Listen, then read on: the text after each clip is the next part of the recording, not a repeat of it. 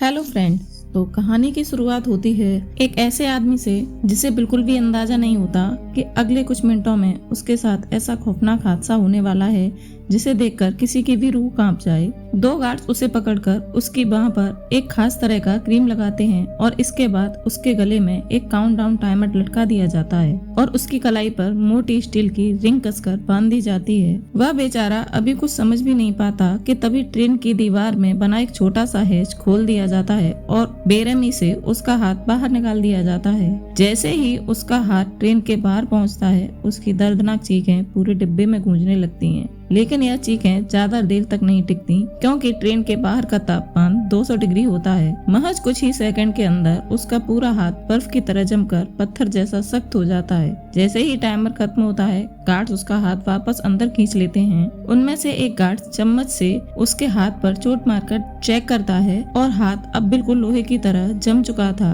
अगले ही पल एक दूसरा गार्ड एक भारी हथौड़ा उठाता है और पूरी ताकत से उसके हाथ पर वार कर देता है और एक ही झटके में उसका पूरा हाथ टुकड़ों में बिखर जाता है। अपना हाथ शरीर से अलग होते ही वह आदमी दर्द से तड़पने लगता है, जबकि वहाँ मौजूद बाकी लोग डर के मारे खामोश खड़े सब कुछ देखते रहते हैं। कोई उसकी मदद नहीं कर सकता था, क्योंकि वे सभी खुद कैदी जैसी जिंदगी जी रहे थे। दरअसल पूरी धरती बर्फ की चादर में दफन हो चुकी थी। इतनी भीषण ठंड पड़ी कि इंसानियत का लगभग 99% हिस्सा खत्म हो गया। अब थोड़े बहुत लोग ही बचे थे। वे पिछले 17 सालों से एक ऐसी ट्रेन में रह रहे हैं जो कभी नहीं रुकती। यह ट्रेन पूरी जमी हुई धरती पर लगातार चलती रहती है। अगर यह ट्रेन एक पल के लिए भी रुक गई तो इसका इंजन जाम हो जाएगा और उसके साथ ही इस ट्रेन में मौजूद हर इंसान की मौत हो जाएगी। यानी कि अब यही ट्रेन पूरी दुनिया है, लेकिन इस दुनिया में भी बराबरी नहीं है। पूरी ट्रेन अलग अलग क्लास में बटी हुई है। सबसे पीछे मौजूद है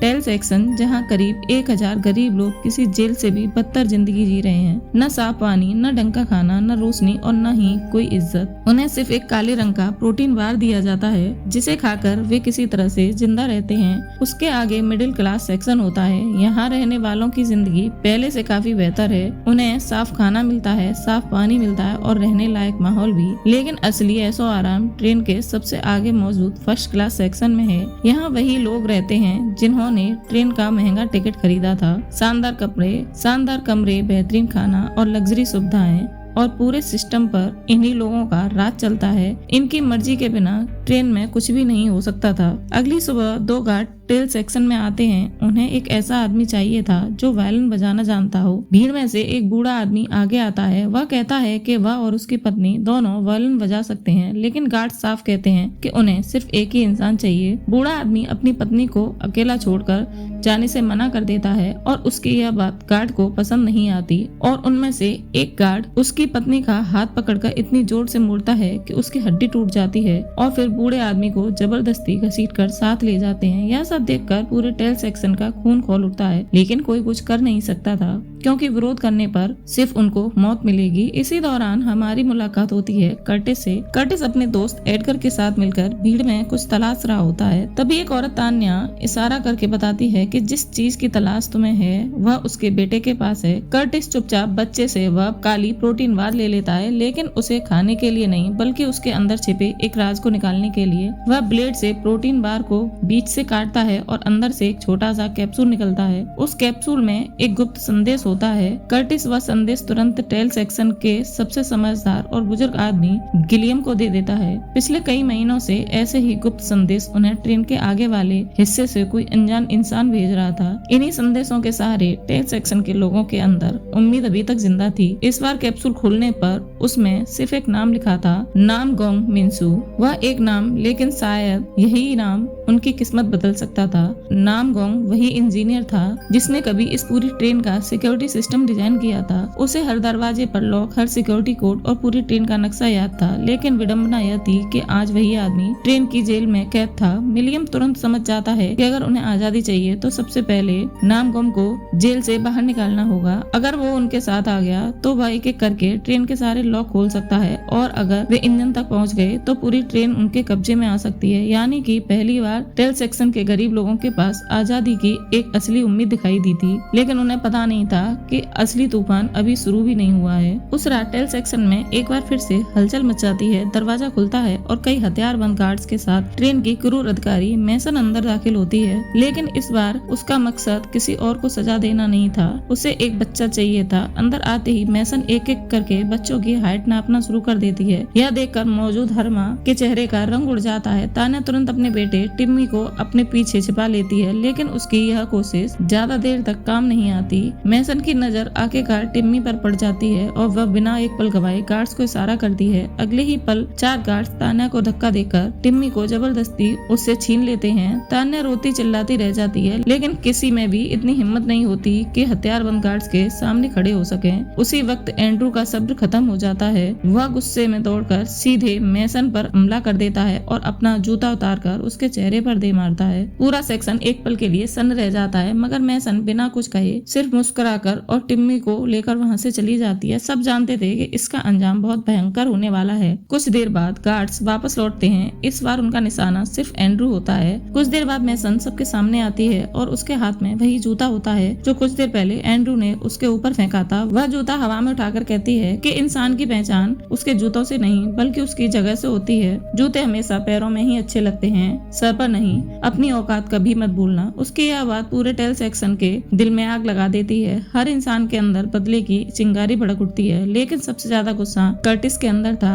उसे समझ आ चुका था कि अगर आज आवाज नहीं उठाई तो पूरी जिंदगी ऐसे ही जानवरों की तरह जीनी पड़ेगी। उसी रात कर्टिस गिलियम के पास जाता है। वह धीमी आवाज में कहता है कि मुझे लगता है कि इन गार्ड्स की बंदूकों में अब गोलियां नहीं बची हैं। गिलियम उसकी तरफ हैरानी से देखता है और कर्टिस आगे कहता है कि पिछले कई सालों से ट्रेन के अंदर छोटी छोटी लड़ाइयां होती रही हैं। अगर उनके पास सच में गोलियां होती तो अब तक हम में से कोई भी जिंदा नहीं बचता। गिलियम समझ जाता है कि कर्टिस सिर्फ अंदाजा नहीं लगा रहा। अब कुछ समय वह सब कुछ गौर से देख रहा होता है और उस शक को सच साबित करने का वक्त आ चुका है। अगले ही दिन जैसे ही गार्ड्स टेल सेक्शन में पहुंचते हैं, कर्टिस बिना डरे उनके सामने जाकर खड़ा हो जाता है। गार्ड ने तुरंत अपनी राइफल उसके माथे पर तान दी। पूरे सेक्शन की सांसें थम गईं, लेकिन कर्टिस पीछे नहीं हटता और खुद अपने हाथ से गार्ड की उंगली ट्रिगर पर रखकर उसे दबा देता है। लेकिन गोली नहीं चली। पूरा सेक्शन कुछ सेकंड के लिए बिल्कुल खामोश हो गया। फिर एडगर पूरी ताकत से चिल्लाया, इनकी बंदूकों में गोलियां नहीं है। बस यही वो पल था जिसका सबको इंतजार था। सैकड़ों गरीब लोग एक साथ गार्ड्स पर टूट पड़ते हैं। जिसके हाथ जो आया उसी से हमला करने लगे। लोहे का पाइप, लकड़ी, ड्रम, पत्थर, अब सब कुछ हथियार बन चुका था। कुछ ही मिनटों में कई गार्ड जमीन पर गिर चुके थे, लेकिन तभी सामने से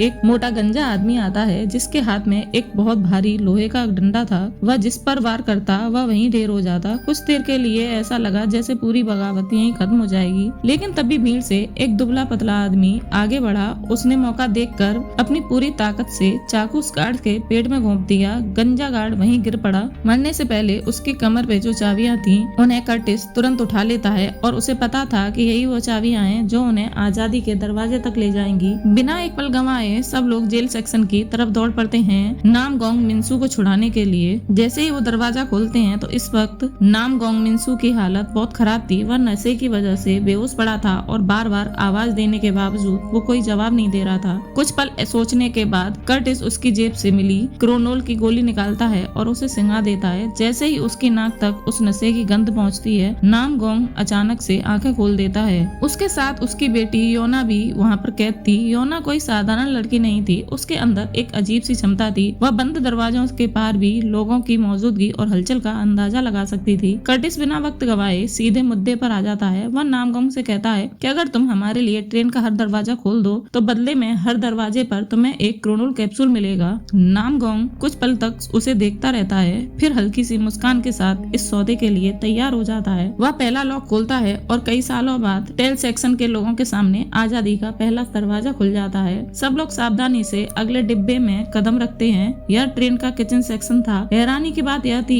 कि वहाँ उस समय कोई भी मौजूद नहीं था, लेकिन वहाँ एक ऐसी चीज थी जिसे देखकर सभी लोग कुछ देर के लिए सुन पड़ जाते हैं, यानी कि वहाँ खिड़कियाँ। 17 साल बाद पहली बार उन्होंने बाहर की दुनिया को अपनी आंखों से देखा। सूरज की हल्की रोशनी बर्फ पर पड़ रही थी। इतने सालों बाद अंधेरे में रहने के बाद वह नजारा उनके लिए किसी सपने से कम नहीं था। कुछ लोगों की आंखों में खुशी के आंसू आ गए। उन्हें पहली बार एहसास हुआ कि दुनिया पूरी तरह से खत्म नहीं हुई, उसके बाहर अब भी उम्मीद बाकी है। थोड़ा आगे बढ़ने पर वे फैक्ट्री तक पहुंचते हैं जहां टेल सेक्शन के लोगों के लिए प्रोटीन बार बनाई जाती थी। कर्टिस एक्साइटेड होकर मशीन के अंदर झांकता है, लेकिन अगले ही पल उसकी रूह कांप जाती है। विशाल मशीनों के अंदर हजारों सड़े गले कॉकरोच डाले जा रहे थे। उन्हें पीस कर काले पेस्ट में बदला जा रहा था और उसी पेस्ट से वह प्रोटीन बार तैयार की जा रही थी, जिसे टेल सेक्शन के लोग पिछले 17 सालों से अपना खाना समझकर खा रहे थे। यह देखकर कर्टिस का गुस्सा फूट पड़ता है और वह वहाँ काम कर रहे आदमी का कॉलर पकड़ लेता है, लेकिन वह आदमी कांपती आवाज से बताता है कि मैं भी यही खाता हूँ। अगर मैंने यह काम करने से मना किया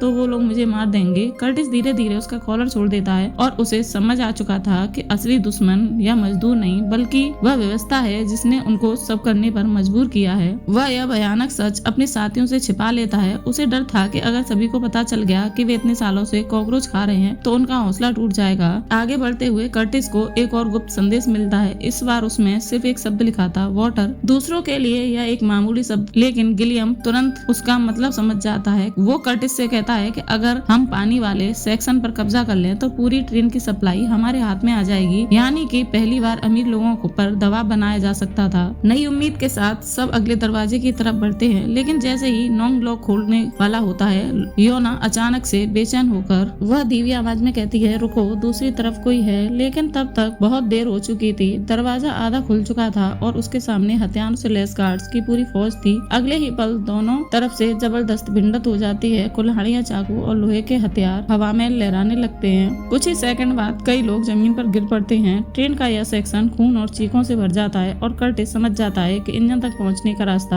अब पहले से कहीं ज्यादा मुश्किल होने वाला है। गार्ड्स लगातार आगे बढ़ रहे थे और टेल सेक्शन के लोग पूरी ताकत से उनका मुकाबला कर रहे थे। इसी बीच एक गार्ड जोर से चिल्लाता है, तैयार हो जाओ, कुछ ही देर में ट्रेन न्यू ईयर ब्रिज पार करेगी। पहले तो किसी को उसकी बात समझ नहीं आती, लेकिन अगले ही पल पूरी ट्रेन में सायरन बजने लगता है। जैसे ही ट्रेन उस ऐतिहासिक ब्रिज पर पहुंचती है, सभी गार्ड्स एक साथ जोर से चिल्लाते हैं, हैप्पी न्यू ईयर। यह कोई आम जश्न नहीं था। हर साल इसी दिन ट्रेन पूरी जमी हुई धरती पर एक चक्कर लगाकर दोबारा इसी ब्रिज से गुजरती है, लेकिन लड़ाई अभी भी जारी थी। अचानक ट्रेन के सामने बर्फ का एक विशाल चट्टान आ जाता है। तेज रफ्तार से दौड़ती ट्रेन उसे चीरते हुए आगे निकलती है। जोरदार झटके से पूरा डब्बा हिल उठता है। उसी समय योना खिड़की से बाहर देखती है। नीचे जमी बर्फ पहले जैसी नहीं लग रही थी। उसे साफ दिखाई देता है कि कुछ जगहों पर बर्फ पिघलने लगी है। उसके चेहरे पर पहली बार उम्मीद की एक हल्की सी मुस्कान आती है। शायद बाहर की दुनिया अब दोबारा जिंदा हो रही है, लेकिन उनकी यह उम्मीद ज्यादा देर तक नहीं टिक पाती। मैसन फिर से उसके सामने आ जाती है। वह घमंड से कहती है कि तुम लोग विल फोर्ड की वजह से जिंदा हो। अगर वह न होता तो तुम सब अब तक मर चुके होते। वह आगे बताती है कि ट्रेन में हर इंसान की एक तय जगह है। जो जहाँ पैदा हुआ उसे वहाँ ही रहना होगा और जो इस नियम को तोड़ेगा उसे मौत मिलेगी। उसकी बातें सुनकर कर्टिस का गुस्सा बढ़ जाता है। उसी समय ट्रेन एक लंबी अंधेरी सुरंग में प्रवेश करती है। अंधेरा इतना ज्यादा था कि वहाँ कुछ भी दिखाई नहीं दे रहा था। कार्ड तुरंत अपने नाइट विजन गॉगल्स पहन लेते हैं। अब अंधेरे का फायदा उन्हें मिलने वाला था। अगले ही पल वे चारों तरफ से हमला कर देते हैं। टेल सेक्शन के कुछ लोग समझ नहीं पाते। एक एक करके सारे लोग मरकर वहीं गिरने लगते हैं, लेकिन तभी कर्टिस जोर से चिल्लाता है, मसाले, जल्दी मसाले जलाओ। पीछे खड़े लोग तुरंत मसाले लेकर आगे बढ़ते हैं। कुछ ही सेकंड में पूरा डिब्बा रोशनी से जगमगा जाता है। अब हालात बराबर हो चुके थे। दोनों तरफ से भयानक लड़ाई शुरू हो जाती है। कर्टिस के साथी पूरी ताकत से गार्ड्स को पीछे धकेलने लगते हैं। इसी अफरा तफरी में एक साथी मौका देखकर मैसन की टांग में चाकू को घोंप देता है और वह दर्द से चीख उठती है। लेकिन तभी एक गार्ड एडगर को पकड़ लेता है और एडगर बार बार कर्टिस को आवाज लगाता है कि मुझे बचाओ। कर्टिस एक पल के लिए रुकता है, लेकिन फिर मैसन को पकड़ने के लिए आगे बढ़ता है। उसे लगता है कि अगर उसने मैसन को पकड़ लिया तो वो गार्ड्स को भी ऑर्डर देकर पीछे हटा देगा, लेकिन उसका फैसला बहुत गलत साबित होता है। पीछे खड़ा गार्ड्स एडगर के सीने में चाकू घोंप देता है और एडगर की वहीं मौके पर मौत हो जाती है। अपने सबसे करीबी दोस्त को मरते देख कर्टिस अंदर से टूट जाता है, लेकिन अब वापस लौटने का कोई रास्ता नहीं था। वो गुस्से में मैसन को पकड़ लेता है और उसकी गर्दन पर चाकू रख देता है। गार्ड्स मजबूर होकर अपने हथियार नीचे डाल देते हैं। ट्रेन भी अब सुरंग से बाहर निकल चुकी थी। पहली बार लड़ाई रुकती है। अब मैसन उनकी कैदी थी। कर्टिस उससे एक एक सवाल पूछना शुरू करता है। सबसे पहले वह टिम्मी के बारे में पूछता है तो मैसन कहती है कि मुझे सिर्फ इतना पता है कि सभी बच्चों को इंजन सेक्शन की तरफ ले जाया गया है। फिर कर्टिस पानी वाले सेक्शन के बारे में पूछता है तो मैसन बताती है कि पूरी ट्रेन का पानी इंजन के पास ही तैयार होता है। बर्फ को पिघलाकर साफ किया जाता है और सबसे शुद्ध पानी फर्स्ट क्लास को मिलता है और बचा हुआ गंदा पानी टेल सेक्शन के लोगों को दे दिया जाता है। अब कर्टिस समझ चुका था कि असली ताकत इंजन कब्जा करने में ही है। वो लोग मैसन को अपने साथ लेकर आगे बढ़ते हैं, लेकिन अगले ही डिब्बे में कदम रखते ही उनकी उसकी आंखें खुली की खुली रह जाती हैं। जहाँ टेल सेक्शन में सिर्फ अंधेरा और गंदगी थी, वहाँ यहाँ चारों तरफ हरियाली भरी हुई थी। ताजे फल, हरी सब्जियाँ और खूबसूरत पौधों से भरा एक पूरा गार्डन। कुछ कदम आगे बढ़ते ही उनके सामने एक विशाल एक्वेरियम आता है। उसमें बड़ी बड़ी मछलियाँ आराम से तैर रही होती हैं और उसके बाद एक शानदार रेस्टोरेंट। 17 साल बाद पहली बार टेल सेक्शन के लोगों के सामने असली खाना रखा जाता है। उनके सामने ताजी सुशी परोसी जाती है। कुछ पल के लिए वे भूल जाते हैं कि वे लड़ाई के बीच हैं, लेकिन कर्टिस नहीं भूलता। जैसे ही मैसन खाना खाने लगती है, वह उसके हाथ में कुछ मारता है और वहीं खाने के लिए रोक देता है और अपनी जेब से वही काली वाली प्रोटीन बार निकालता है और उसे मैसन के सामने रख देता है। इतने सालों तक तुमने हमें यही खिलाया था, आज तुम भी यही खाओ। मैसन के चेहरे का रंग उड़ जाता है। उसे पता था कि इस बार के अंदर क्या है, लेकिन अब उसके पास कोई दूसरा रास्ता नहीं था। उसने मजबूर होकर वही प्रोटीन बार खा ली और पहली बार उसे दर्द का एहसास होता है कि जिसे टेल सेक्शन के लोग सालों से झेल रहे थे। यहीं से कर्टिस और उसके साथियों का सफर ट्रेन के सबसे अमीर रहस्यमयी हिस्सों की तरफ बढ़ना शुरू होता है। हर एक डिब्बा उनके लिए सपने से कम नहीं था। कहीं महंगे फर्नीचर से सजे कमरे थे और तो कहीं ताजे फलों और स्वादिष्ट खाने से भरी मेजें। जिस ट्रेन के पिछले हिस्से में लोग एक कॉकरोच से बनी प्रोटीन बार खा रहे थे, उसी ट्रेन के आगे डिब्बों में लोग सही जिंदगी जी रहे थे। कुछ देर बाद वो अगले डिब्बे में पहुंचते हैं, जहाँ पर के बच्चों को पढ़ाया जा रहा था। बाहर से देखने पर वह बिल्कुल नॉर्मल लग रहा था, लेकिन जैसे ही वो अंदर कदम रखते हैं तो उन्हें रियलाइज होता है कि यहाँ बच्चों को पढ़ाया नहीं जाता, बल्कि उनका ब्रेन वॉश किया जाता है।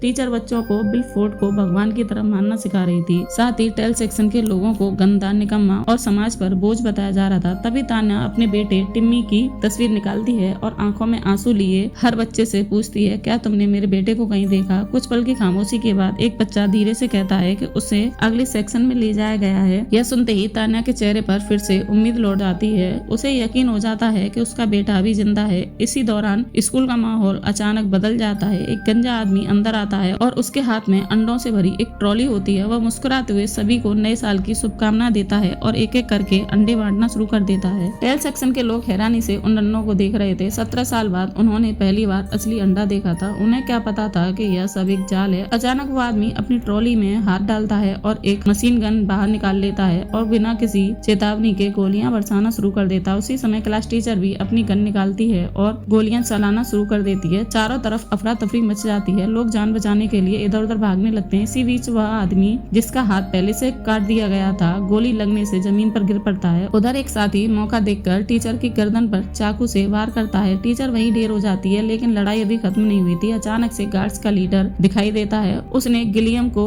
अपने कब्जे में लिया हुआ था। कर्टिस कुछ कर पाता उससे पहले ही गार्ड लीडर ट्रिगर दबा देता है और गोली सीधे गिलियम को लगती है। टेल सेक्शन का सबसे समझदार और सबसे पुराना आदमी वहीं दम तोड़ देता है। अपने गुरु जैसे शख्सियत को मरते देख कर्टिस का गुस्सा फूट पड़ता है। वह बिना देर किए मशीन गन उठाता है और मैसन पर गोलियां चला देता है। कई सालों तक गरीबों पर जुल्म करने वाली मैसन की कहानी यहीं खत्म हो जाती है। अब कर्टिस के साथ सिर्फ 2 लोग ही बचे थे, नामगोंग और उसकी बेटी योना। तीनों बिना रुके इंजन सेक्शन की तरफ बढ़ते रहते हैं। रास्ते में उन्हें ट्रेन का अस्पताल दिखाई देता है, दर्जी की दुकान, ब्यूटी पार्लर, महंगे लॉन्ज और आलीशान पार्टी हॉल। यह देखकर साफ पता चल रहा था कि एक ही ट्रेन में जैसे अलग 2 दुनिया बसाई गई हैं। एक तरफ लोग जीने के लिए संघर्ष कर रहे हैं और दूसरी तरफ लोग ऐसो आराम में डूबे हुए हैं। लेकिन तभी सामने से गार्ड लीडर फिर से हमला कर देता है और वहां लगातार फायरिंग करता हुआ उनकी तरफ बढ़ता है। कर्टिस भी जवाबी फायरिंग करता है, लेकिन उसकी गन छोटी थी, इसलिए उसका फायर दूर तक नहीं जा रहा था। गोलीबारी के बीच गार्ड लीडर अचानक कर्टिस तक पहुंच जाता है। वह चाकू निकालकर सीधा उसके सीने पर वार करने ही वाला था कि आखिरी पल में एक साथी बीच में आ जाता है। उसकी वजह से कर्टिस की जान बच जाती है, लेकिन वह बुरी तरह से घायल होकर जमीन पर गिर पड़ता है। कुछ देर में वह भी दम तोड़ देता है। कर्टिस एक एक करके अपने साथियों को खो चुका था। अपने सभी साथियों को खोने के बाद कर्टिस के पास खोने के लिए कुछ नहीं बचा था। उसकी आंखों में सिर्फ एक ही लक्ष्य था, किसी भी कीमत पर इंजन रूम तक पहुंचना और इस पूरे अत्याचारी सिस्टम का अंत करना। वह लगातार इंजन रूम के भारी दरवाजों को तोड़ने की कोशिश करता है, लेकिन वह दरवाजा इतना मजबूत था कि बिना चाबी के खोलना लगभग नामुमकिन था। तभी नांगोंग कर्टिस को रोकते हुए कहता है कि इंजन रूम में घुसना एकमात्र रास्ता नहीं है। वह दरवाजे की दूसरी तरफ इशारा करते हुए बताता है कि अगर इस दरवाजे पर विस्फोट कर दिया जाए तो सीधे ट्रेन से बाहर निकल सकते हैं। कर्टिस उसकी बात सुनकर हैरान रह जाता है। वह कहता है कि बाहर अभी भी जानलेवा ठंड है, अगर वह बाहर निकले तो कुछ ही मिनटों में जमकर मर जाएंगे। नांगोंग शांत आवाज में जवाब देता है कि अब हालत पहले जैसे नहीं रहे। मैंने कई बार खिड़की से बाहर देखा है, बर्फ पहले से कम हो रही है। यहाँ तक कि कई साल पहले क्रैश हुआ जहाज भी अब बर्फ से नीचे साफ दिखाई दे रहा था। इसका मतलब है बाहर का तापमान धीरे धीरे बढ़ रहा है। इसके बाद वह अपनी जेब से कई सालों से जमा किया हुआ क्रोनोल निकालता है और वो बताता है कि यह सिर्फ नशे की चीज नहीं है बल्कि बड़ी मात्रा में इस्तेमाल करने पर बेहद शक्तिशाली विस्फोट भी बन जाता है। अगर इसे दरवाजे पर लगाया जाए तो पूरा दरवाजा उड़ सकता है। दोनों अपनी योजना पर काम करना शुरू कर देते हैं। तभी इंजन रूम का दरवाजा खुलता है और सामने वही महिला खड़ी थी जिसने एंड्रयू को सजा दिलवाई थी। बिना मौका गवाए वह नामगोंग पर गोली चला देती है और वह जमीन पर गिर पड़ता है। इसके बाद वह कर्टिस को इंजन रूम के अंदर ले जाती है। अंदर उसका सामना होता है विलफोर्ड से। यही वह आदमी था जिसने इस पूरी ट्रेन को बनाया था और खुद को इस दुनिया का रक्षक समझता था। विलफोर्ड कर्टिस का मुस्कुराकर स्वागत करता है और फिर धीरे धीरे पूरे खेल की असली सच सामने आता है। वह बताता है कि टेल सेक्शन तक पहुंचने वाले सारे गुप्त संदेश उसी के सारे पर भेजे जा रहे थे। वह विद्रोह, हर लड़ाई और हर बगावत सबसे पहले उसी की योजना का हिस्सा थे। उसका मकसद सिर्फ एक था, ट्रेन की आबादी को नियंत्रित रखना ताकि सीमित संसाधनों में यह व्यवस्था हमेशा चलती रहे। यह सुनते ही कर्टिस का खून खोलता है और उधर नामगोंग पूरी तरह से मरा नहीं था। गोली उसके हाथ में लगी थी, इसलिए वह किसी तरह फिर से उठ खड़ा होता है। वह और उसकी बेटी योना मिलकर वह मौजूद वीआईपी गार्ड्स पर हमला कर देते हैं। इसी बीच योना को नीचे फर्श के अंदर किसी बच्चे की हलचल महसूस होती है। वह फर्श खोलते हैं तो अंदर एक नजारा देखकर उनके पैरों तले जमीन खिसक जाती है। नीचे वही बच्चा टिम्मी था जिसे टेल सेक्शन से उठाकर लाया गया था। वह इंजन के अंदर फंसा हुआ मशीन का हिस्सा बन चुका था। दरअसल इंजन के कुछ हिस्से खराब हो गए थे और उनकी जगह छोटे छोटे बच्चों से काम कराया जा रहा था। यह देखकर कर्टिस पूरी तरह टूट जाता है। वह गुस्से में विलफोर्ड पर टूट पड़ता है और उसे बेरहमी से पीटना शुरू कर देता है। इसी दौरान वह योना को माचिस थमा देता है। योना बिना समय गंवाए दरवाजे पर लगे क्रोनोल में आग लगा देती है। कुछ ही सेकंड बाद एक जोरदार धमाका होता है। विस्फोट इतना शक्तिशाली था कि ट्रेन के आसपास जमी बर्फ की चट्टानें तक खिसक जाती हैं और देखते ही देखते बर्फ के भारी चट्टान टूटकर ट्रेन पर गिर जाते हैं। ट्रेन पटरी से उतर जाती है और उसके डिब्बे एक एक करके टूटते चले जाते हैं। कुछ ही पलों में पूरी ट्रेन मलबे में बदल जाती है। जब योना को होश आता है तो चारों तरफ सिर्फ बर्फ, धुआं और टूटी हुई ट्रेन दिखाई देती है। कर्टिस, नामगोंग और बाकी सभी लोग इस हादसे में मारे जा चुके थे, लेकिन मलबे के बीच दो लोग अभी भी जिंदा थे। योना और टिम्मी दोनों पहली बार इस कैद से बाहर निकलकर बर्फ पर अपने कदम रखते हैं। चारों तरफ सन्नाटा पसरा हुआ था। तभी दूर बर्फ के बीच उन्हें एक सफेद ध्रुवीय भालू दिखाई देता है। उसे देखकर योना के चेहरे पर उम्मीद की हल्की मुस्कान आ जाती है, क्योंकि अगर वह भालू जिंदा है तो इसका मतलब है कि बाहर की दुनिया में जीवन अब भी बाकी है। और इसी उम्मीद के साथ इस शानदार कहानी का अंत हो जाता है। तो दोस्तों, अगर आपको ये मूवी पसंद आई हो तो एक लाइक और सब्सक्राइब करना ना भूलें। Thank you guys.